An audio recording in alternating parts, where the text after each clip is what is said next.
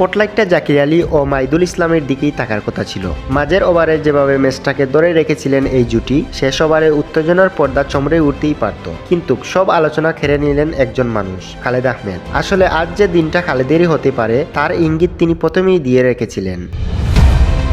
নিজের প্রথম ওভারে নোয়াখালীর টপ অর্ডারে 10 নামান খালেদ। হায়দার আলী ও হাবিবুর রহমান সুহান দুজনকেই ফিরান একই ওভারে। ডাবল উইকেট ও মেডেন। এমন শুরু যে কোনো ম্যাচের টোন সেট করে দেয়। তবুও জাকির ও মাইদুল যেভাবে ইনিংসটা টেনে নিচ্ছিল, শেষ ওভারে খালেদের উপর চাপ আসাটাই স্বাভাবিক ছিল। কিন্তু এখানেই খালেদের ক্লাস। চাপ নয়, বরং অসাধারণ এক কম্পোজর দেখালেন তিনি। শেষ ওভারের প্রথম বড় আঘাত, জাকির আলী বোল্ড। উইকেট ভেঙে দিয়ে স্পষ্ট বার্তা দিলেন, আজকের দিনটা আমার। সেখানেই থামেননি, আরও একটি উইকেট তুলে নিয়ে ম্যাচ পুরোপুরি নিজের করে নিলেন খালেদ। শেষ পর্যন্ত তার bowling figure 4 over 1 maiden, 23 run 4 wicket.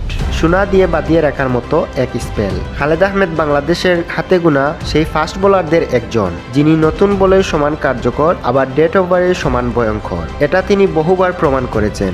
Global super লিগে হবার্ট হারিকেন্সের বিপক্ষে সেই স্পেলটা এখনো চোখের সামনে ভাসে। দুঃখের বিষয় হলো T20 ফরম্যাটে আমরা এই পেসারটাকে এখনো পুরোপুরি বিবেচনাতেই আনি নাই।